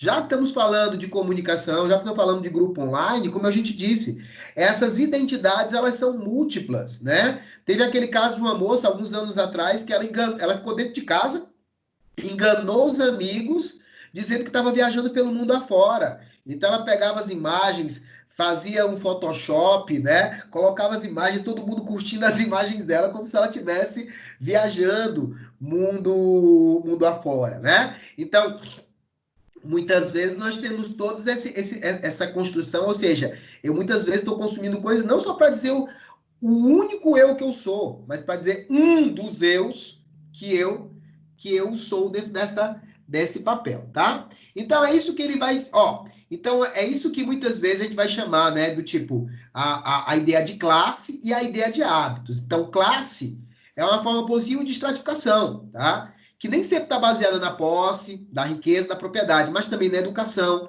nas qualificações e credenciais que determinam o tipo de atividade econômica, o tipo de vida que a pessoa leva. Para fortalecer esse sentimento de classe, é que o Bourdieu vem com um conceito que ele chama de hábitos, né? Então, o hábitos é justamente esse conjunto de elementos, tá? Que vai separar pessoas, bens, escolhas, práticas, né? O que se consome, o que se bebe, o que se escuta, o que se veste, constitui práticas distintas, né, e distintivas. E são, de certa forma, elementos classificatórios de gosto e bom gosto. Então, para muitas pessoas de classes mais altas, vão olhar para aquele casamento e dizer assim, vai estar com todos os elementos, vai dizer assim, nossa, que mau gosto. Não é mau gosto, né? Para aquele grupo de pessoas, é um gosto, tá? Mas só que para outros vai ser percebido como mau gosto, tá? Então, esse é um ponto que é bem legal. Só pegar mais um ponto aqui, eu deixei alguns elementos para depois vocês verem essa ideia do hábitos. Pronto, para a gente finalizar a ideia do hábitos, tá?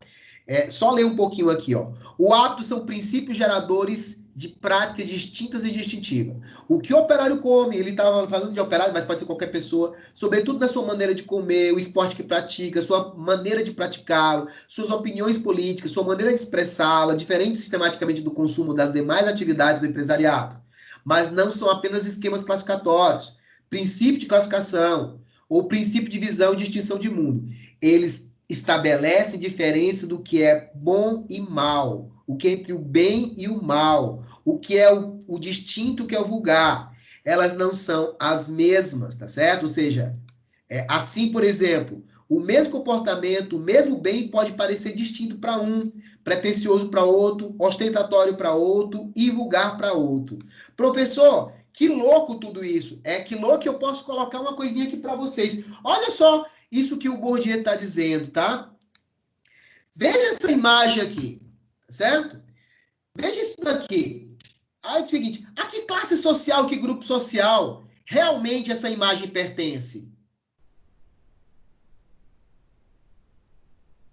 Né? Então, por quê? Vocês conseguem perceber dissonâncias cognitivas nessa foto do Neymar, galera? Meninas, não olhem pro tanquinho.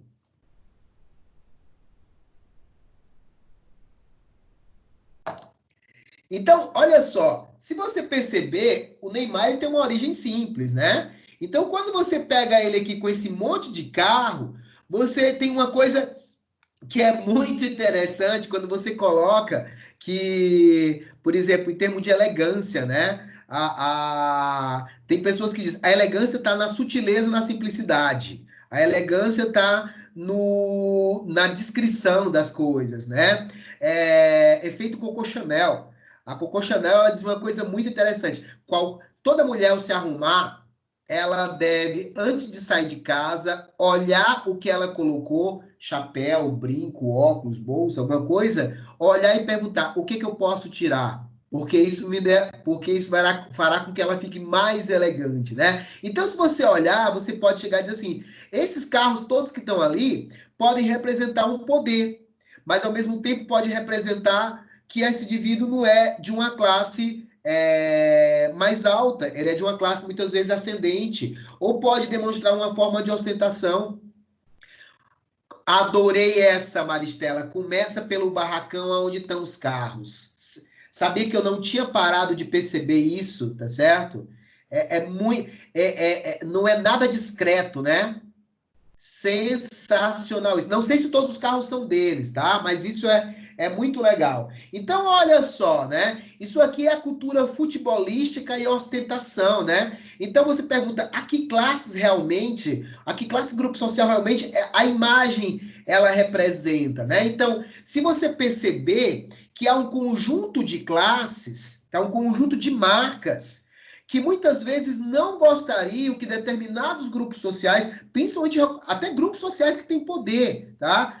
Possam usar essa determinada classe, né? Então, olha um outro fenômeno que é bem interessante. Por exemplo, aqui.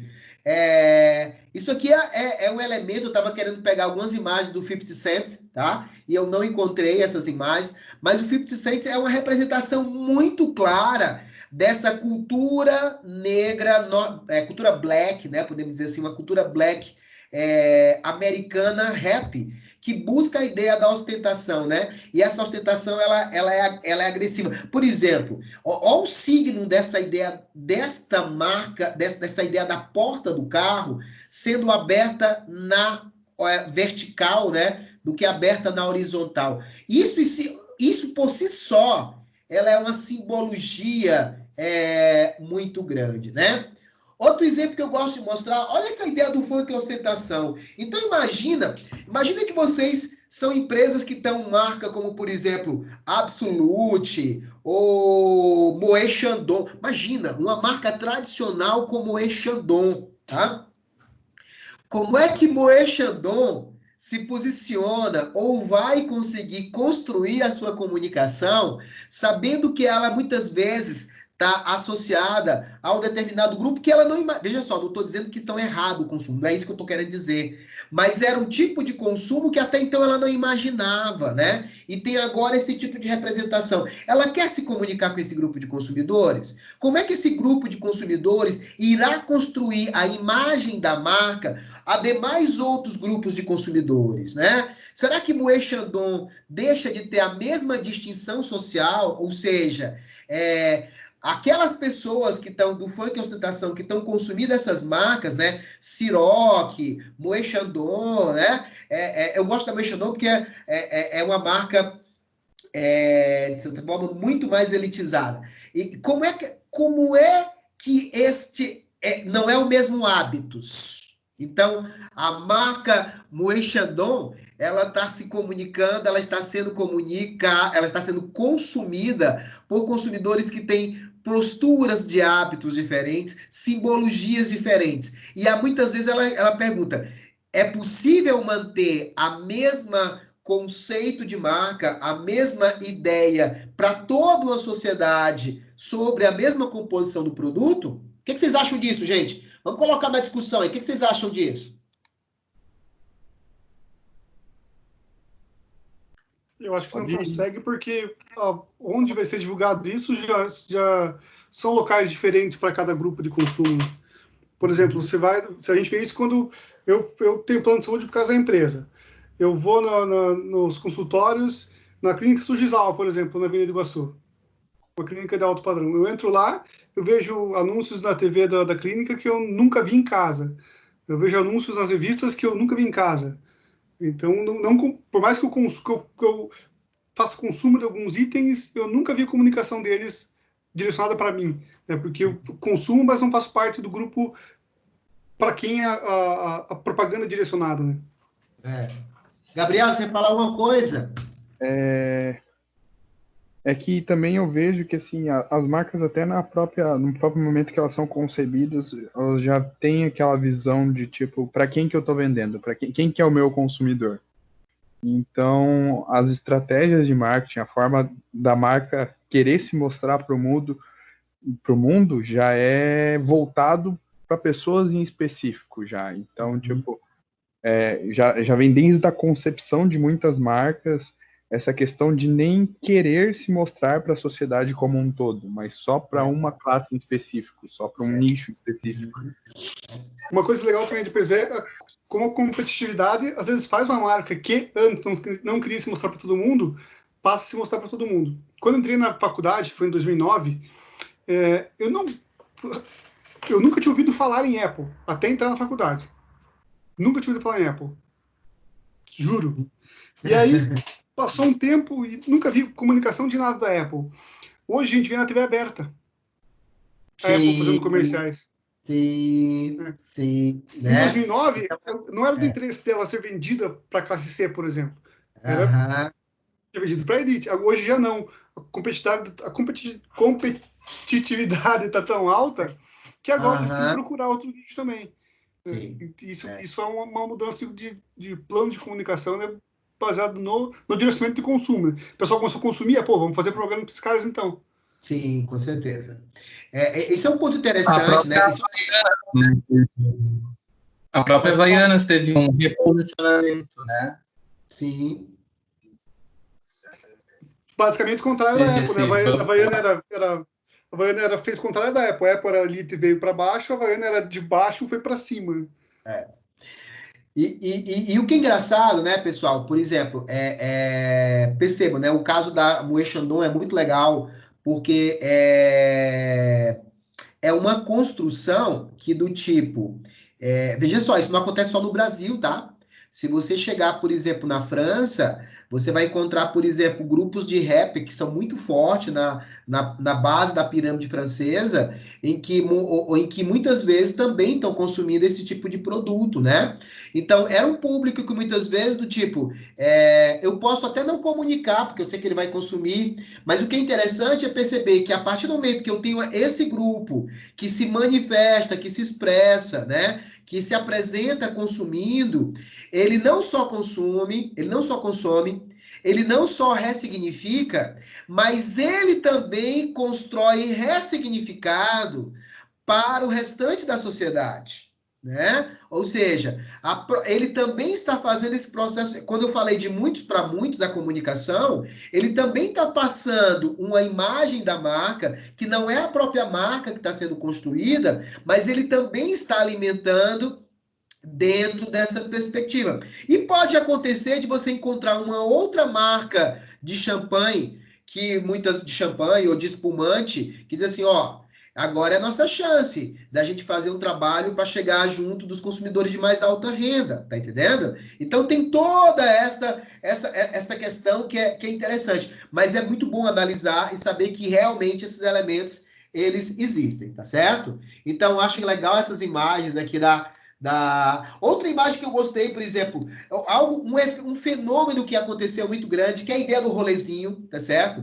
Percebam, pessoas que queriam consumir, pessoas que consomem marcas que são voltadas, rolezinhos são jovens de periferia, tentando consumir marcas de classe média, tá certo? E espaços de classe média, né? Até quando eles queriam consumir marcas, como é que se diz?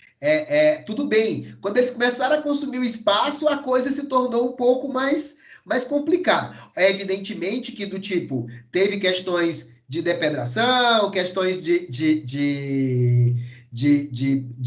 digamos, de ambas as partes, né? Tanto dos shoppings, dos seguranças, como dos próprios rapazes em si, teve alguns confrontos que foram estabelecidos, mas é muito interessante a gente perceber o que as marcas significam para esses grupos sociais, né? Então, outro elemento que é muito interessante dessa perspectiva do hábitos, porque a ideia, quando nós estamos falando da ideia desse elemento do hábitos, tá? Essa ideia da distinção e do hábitos, numa sociedade mais complexa e com mais informações, permeada de pós-verdade, nem sempre é fácil decidir o que é e o que não é, o que é certo e o que é errado, o que é o correto e o que é o incorreto. Há uma pluralidade de formadores de opiniões e uma disputa constante por narrativas, né? E de definições do meu modo de vida. Então, a busca de distinção não passa apenas pela lógica trickle-down, ou seja, de cima para baixo, né? E do bubble-up, mas também passa pelas distinções horizontais. O que é isso? Muitas vezes eu quero ser classe média, mas não quero me identificar com determinados aspectos da classe média. Eu quero me identificar com alguns grupos específicos. Então, não é apenas na verticalidade, também é na horizontalidade, né? A classe média não pode ser vista apenas como uma unidade única classificatória, e por renda ou por local de moradia, mas também pelas diferenças de forma de estilo de vida, que é o que a gente vai discutir um pouquinho mais amanhã, presentes em diferentes fragmentos de classe média. Então, essa ideia da gente ter uma fragmentação de classe hoje, quando o Bourdieu estabelece isso, ele fez isso nos anos 70 e 80, nós não tínhamos essa fragmentação tão grande. Então, se ele fosse fazer essa releitura, nós teríamos uma maior fragmentação dessa pirâmide social, né? Ela não só verticalizada, mas também horizontalizada. E nós temos hoje um aumento maior de informação que diz assim, que determina o que é certo e o que não é errado, ensinando a nós a discutirmos a questão do hábito. Por exemplo, quer ver essa ideia do hábito que é interessante? É você encontrar formadores de opinião, blogueiros, youtubers que falam de moda, falam de artesanato, né? Falam de qualidade de vida, médicos e youtubers. Médicos e youtubers, eu acho, o médico, o personal, o educador físico, analistas financeiros, né? Então, é interessante porque essas pessoas, querendo ou não querendo, têm um viés de hábito, porque eles têm um poder cultural. Eles estão dizendo o que é correto e o que é errado, como é que as coisas devem dizer, né? São formadores de conhecimento dizendo como se deve consumir, né? Então, eu só quero fechar essa discussão com o que o Bourdieu diz, que eu acho isso. Analisem isso, tá, gente? Que é muito legal. O gosto classifica e classifica o classificador, certo? Eu acho essa frase assim de uma, digamos, de uma tão simples e ao mesmo tempo tão profunda. Só completando, os dias de hoje, esse autor, que é o Grant McGregor, né? Ele diz hoje, ele faz uma releitura do efeito trickle-down, né? Ele diz que ele adapta essa teoria para incluir grupos que muitas vezes assumem papéis superiores e que não necessariamente estão definidos em termos de estratos sociais, como, por exemplo, sexo, idade, etnia, né? Então, ele reconhece que esse efeito trickle-down não exige a apropriação do estilo, mas que o grupo pode emprestar alguns aspectos, mantendo outros da sua própria classe. Ou seja, ele não desce tão linha reta. Ele pode ser, ao descer, ele ser, digamos, ressignificado, restabelecido, reformatado, tá? Gente, e por último aqui, só uns elementos que eu deixei para a gente poder discutir isso em termos de antropologia de consumo, para a gente fechar essa discussão. Uma vez que o consumidor e toda a sua bagagem sejam conhecidos cultural, você pode visualizar o processo que vai do significado atribuído aos vários produtos, marcas e objetos que estão envolvidos na troca, até esses elementos envolvidos e as regras dos diferentes intercâmbios, né? Essa é a razão pelo qual os produtos podem ser diferenciados para certos objetivos, mas no final trabalham em vários outros mais, desde que o produto e marca se torne um indicador da legitimidade social, tá? Então, isso aqui é só alguns pontos para a gente poder discutir, que é o seguinte, não tem como nós não passarmos uma discussão de consumo, objeto, sem discutirmos, tá? A sua significância, a sua representação, o seu papel social, né? Seja ele verticalizado ou seja ele horizontalizado, tá bom? Então, era esse material que a gente fecha hoje. Eu acho que com isso, né, com além das coisas que eu deixei para vocês, a gente fecha toda esta discussão a respeito da simbologia. E agora nós vamos trazer isso para um processo mais prático, tá? A aula de amanhã eu quero apresentar algumas variáveis que são importantes para a gente poder analisar situações de antropologia de consumo, tá? E que para daqui a 15 dias a gente vai discutir como desenvolver praticamente essa antropologia de consumo. Então, vocês percebam que o meu trabalho não era só chegar e falar de antropologia de consumo, tarará, tarará, e ficar... Não, o meu trabalho era alicerciar vocês, né? Como todo um trabalho antropológico, sensibilizá-los para entender essa relação que acontece, tá bom? Dúvidas, questionamentos, ideias, debates, gostos, né? Quem dá mais?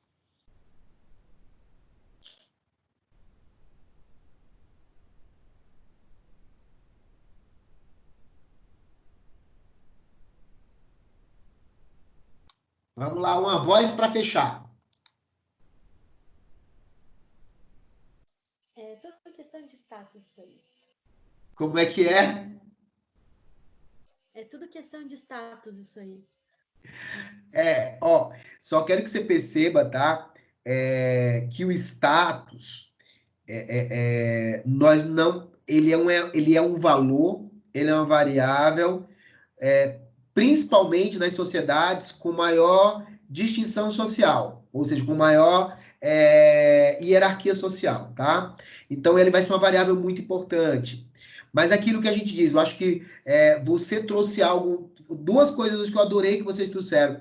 Uma foi você, Maria Eduarda, quando você traz a questão do consumo, né, da fita isolante, tá? Ou seja, aquilo, ela é ressignificado pela Anitta e ela tem uma vestimenta pop, tá? Então, aquilo que era percebido como sendo uma posição de um consumo da favela, né?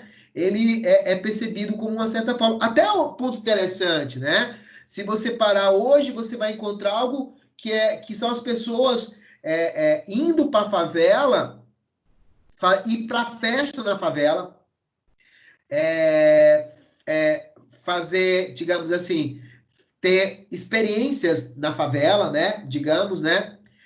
Mas não querem nem muitas vezes viver como favelados e nem querem que os favelados vivam como eles, né?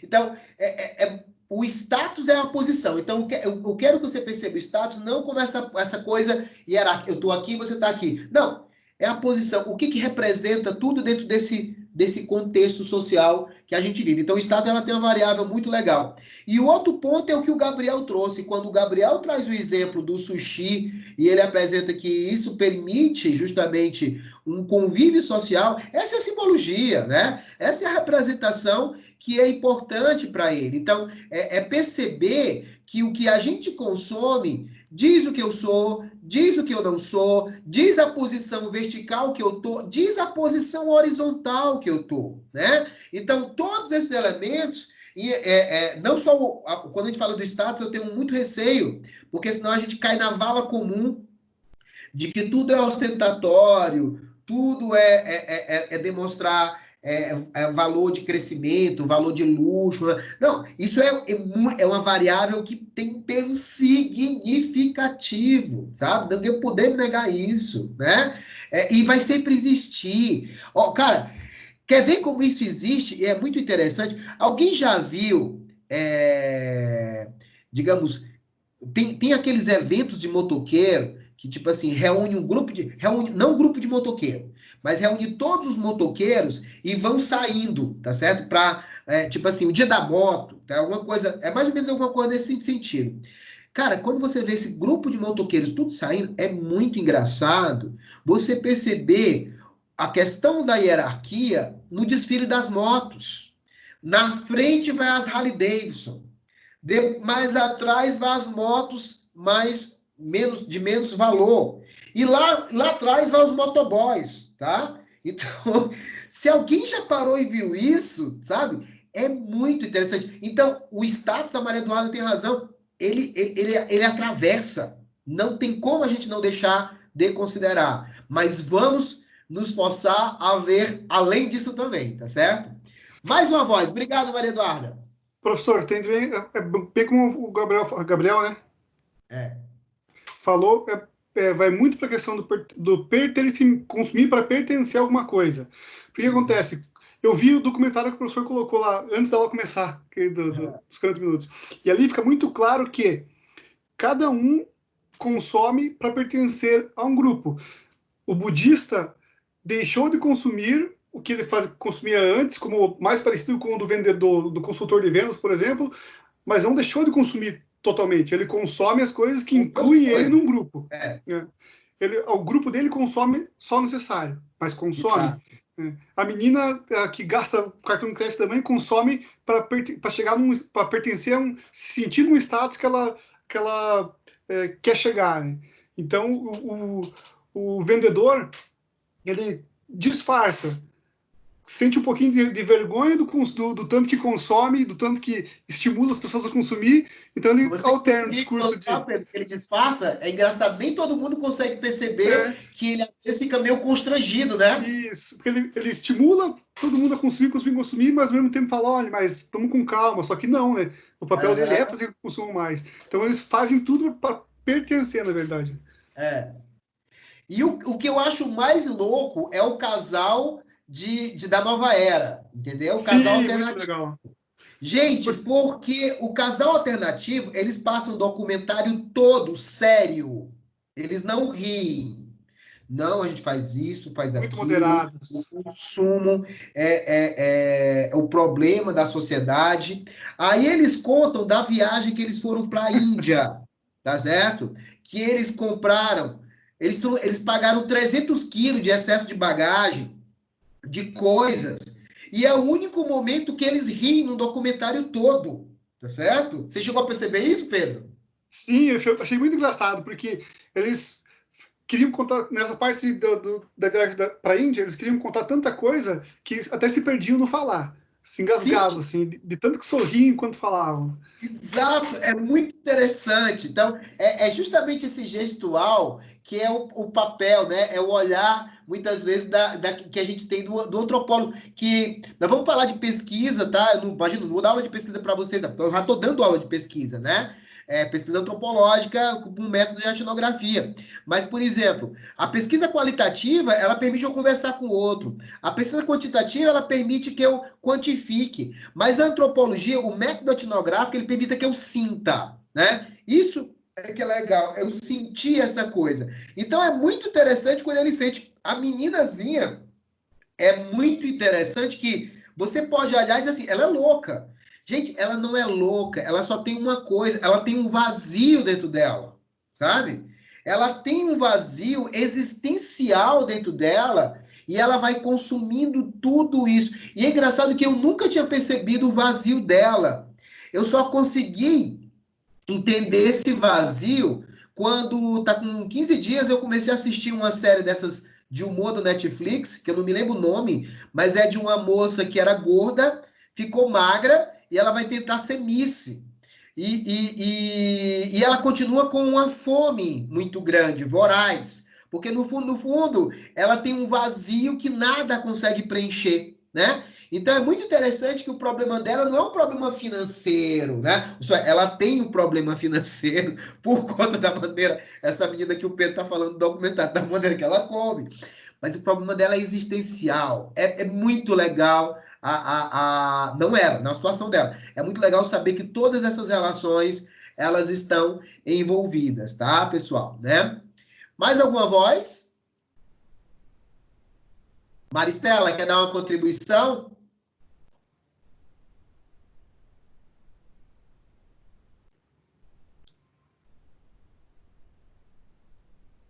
Não, ninguém quer contribuir mais. Ó, pessoal, eu vou fechar a live aqui, só para quem entrou depois, tá certo? Olha como é que tá o Moodle de vocês. Então, parece que era pouca coisa, né? Mas eu também, tipo assim, vocês tiveram um pequeno problema. Vocês pegaram um professor que gosta de dar aula, tá? Então, quando ele se envolve em algum assunto que ele gosta, ferrou. Mas eu deixei, como a nossa live, eu deixei materiais aqui para vocês, né? Então, a gente deixou cápsulas de consumo aqui para vocês, ou seja, 3 videozinhos pequenos, muito legal. Vejam agora, tá? Esse vídeo do Marcos Bededa, que é sobre simbolismo no consumo. Tudo que eu falei agora, ele vai falar em 3 minutos, sabe? Um poder de síntese, assim, maravilhoso. Lógico, vocês vão entender melhor porque a gente fez a discussão. Né? Então, já viu. Vejam o artigo que eu trabalhei aqui para com vocês, tá? E tá aqui os slides, tá? E deixei alguns questionamentos para vocês fazerem para vocês próprios. Não é questionamentos para mim, tá? Na verdade, eu só quero uma única coisa. Eu quero que vocês me respondam esse terceiro ponto. Eu vou entrar depois no Moodle e vou alterar aqui. O terceiro ponto é o que vocês vão me responder. O que é o simbolismo da sociedade de consumo?